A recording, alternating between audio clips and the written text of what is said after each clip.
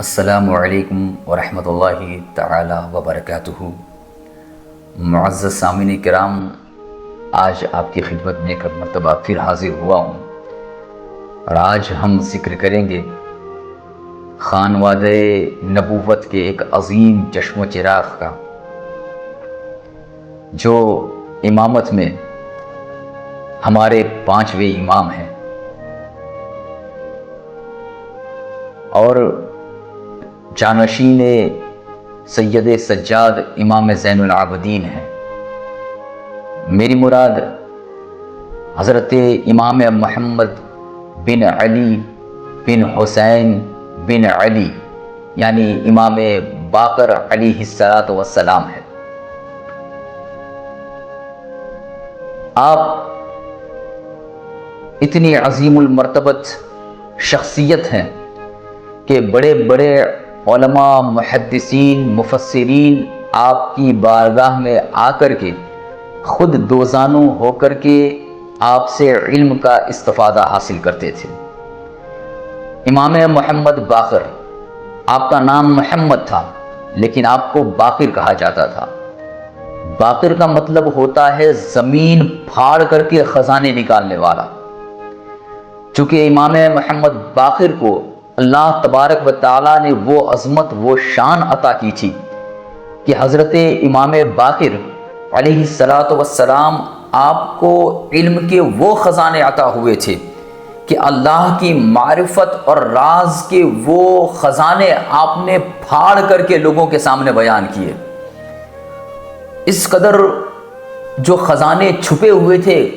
زمانے کے سامنے اب تک نہیں آئے تھے، وہ امام محمد باقر نے معرفت اور حقیقت کے خزانے کو لوگوں کے سامنے ظاہر کیا ہے۔ امام محمد باقر علی جدہ و علیہ السلام، امام محمد باقر آپ کے علمی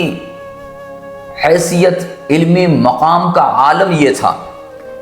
کہ آپ کی بارگاہ میں خود امام اعظم ابو حنیفہ جیسے بڑے بڑے امام استفادہ حاصل کرنے کے لیے آتے تھے۔ حضرت امام ابو یوسف وہ ارشاد فرماتے ہیں کہ ایک مرتبہ، فقہی امام ہے حضرت امام ابو یوسف، وہ فرماتے ہیں کہ ایک مرتبہ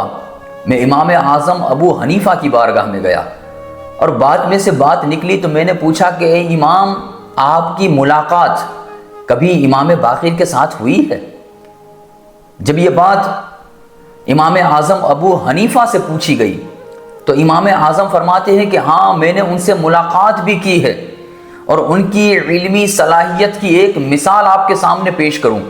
وہ فرماتے ہیں کہ میں نے ان سے ایک مسئلہ، علمی مسئلہ بیان کیا، پوچھا ان سے، تو امام محمد باقر نے اس کا جواب ایسا عنایت فرمایا کہ وہی مسئلہ میں نے بڑے بڑے محدثین، مفسرین کی بارگاہ میں پیش کیا تھا، لیکن وہ جواب ان سے مجھے میسر نہ ہوا جو جواب امام محمد باقر نے عطا کیا تھا۔ امام محمد باقر کتنی عظیم شخصیت ہے۔ آپ ایک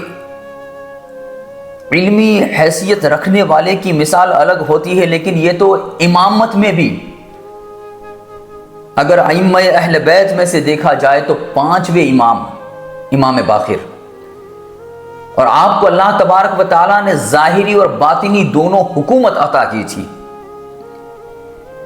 ایک شخص آتا ہے آپ کی بارگاہ میں ملاقات کرنے کے لیے،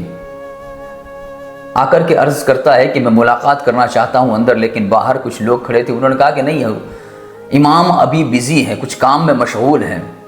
تھوڑی دیر کے بعد وہ باہر کھڑا رہا،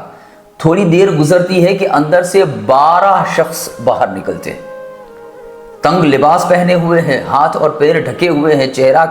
سامنے سے ڈھکا ہوا ہے، باہر نکلتے ہیں 12 لوگ، نکل کر کے چلے سلام عرض کرتے ہیں، پھر چلے جاتے ہیں۔ وہ شخص اندر جاتا ہے، جا کر کے عرض کرتا ہے کہ اے امام، یہ ابھی لوگ جو آپ کے ساتھ بیٹھے ہوئے تھے یہاں سے باہر نکلے ہیں، وہ شخص کون ہے؟ عجیب شخصیت تھی، ہاتھ ڈھکے ہوئے، پیر ڈھکے ہوئے، چہرہ ڈھکا ہوا، باہر نکلے، سلام عرض کیا، چلے گئے۔ تو امام محمد باقر فرماتے ہیں کہ وہ شخص جنات تھے۔ جنات میں جو مسلمان تھے وہ شخص تھے، اور جب بھی ان کے پاس کوئی مسئلہ درپیش ہوتا ہے، جب بھی کوئی بات میں وہ لوگ الجھتے ہیں تو اس کو سلجھانے کے لیے وہ میری بارگاہ میں آتے ہیں۔ جنات آتے تھے حضرت امام محمد باقر کی بارگاہ میں استفادہ حاصل کرنے کے لیے۔ مطلب یہ ہے کہ انسانوں کے ساتھ ساتھ آپ کا فیض جناتوں پر بھی جاری و ساری ہے، وہ امام محمد باقر۔ اور بے شمار آپ کی باتیں مشہور ہے، آپ کی عظمت و شان جو جس سے ظاہر ہوتی ہے وہ باتیں بہت مشہور ہے۔ آگے انشاءاللہ کبھی موقع ملا تو ضرور آپ کے سامنے میں عرض کروں گا کہ آپ کی کرامتوں کا عالم کیا تھا۔ امام محمد باقر ان کی کرامتوں کا عالم تھا کیا تھا، لیکن یہاں جو میں بیان کر رہا ہوں وہ بس مختصر سا تعارف آپ کے سامنے پیش کر رہا ہوں۔ امام محمد باقر کسے کون ہے؟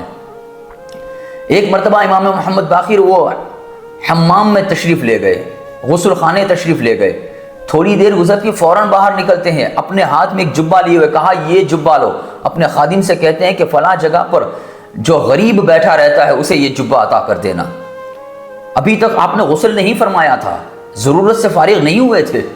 لیکن اس کے باوجود فوراً باہر نکلتے ہیں، جبہ عنایت فرماتے ہیں۔ خادم نے کہا کہ حضور آپ غسل کر لیتے، نہا لیتے، اس کے بعد آ کر کے مجھے دے دیتے، میں دے آتا۔ کیا ہی خوبصورت سا جواب امام محمد باقر نے ارشاد فرمایا۔ امام محمد باقر فرماتے ہیں کہ یہ نیکی کا ارادہ تب ہوا جب میں اندر گیا تھا، اس وقت مجھے یہ ارادہ ہوا، میں نے یہ نیت کی کہ یہ جبہ میں فلاں غریب شخص کو دوں گا، لیکن میرے دل نے یہ گوارا نہ کیا کہ اس میں تاخیر کی جائے، دیری کی جائے، اس لیے کہ میرے دل نے جو گواہی دی تھی، جو نیت کی تھی، اگر باہر نکلنے تک میرا دل اگر تبدیل ہو گیا، من بدل گیا، اور اگر میں نے اسے وہ جبہ نہ دیا تو ایک کار خیر سے میں محروم رہ جاؤں گا۔ کتنی عظیم بات کی ہے، نیکی کا ارادہ کیا تو فوراً اسے مکمل کیا۔ یہ ہمارے لیے ایک درس بھی، ایک سیکھ بھی ہے کہ آپ بھی جب کوئی اچھا کام کا ارادہ کریں، اچھے کام کا ارادہ کریں تو فوراً اسے مکمل کریں، پورا کریں۔ ہو سکتا ہے کہ اس کے بعد آپ کا دل تبدیل ہو جائے، وہ اچھے کام کی جو نیکیاں ہیں، جو برکتیں ہیں، ان نیکیوں اور برکتوں سے آپ محروم رہ جائیں۔ یہ امام محمد باقر کی ذات ہے جو ہمیں جا بجائے درس دے رہی ہے، دینی درس بھی، دنیاوی درس بھی آپ سے ہمیں ملتا ہوا نظر آ رہا ہے۔ اور ائمہ اہل بیت میں سے جس طریقے سے اکثر کو شہادت ہوئی ہے، اسی طریقے سے حضرت امام محمد باقر کو بھی شہادت نصیب ہوئی ہے۔ آپ کو اموی بادشاہ نے زہر دے کر کے مروایا،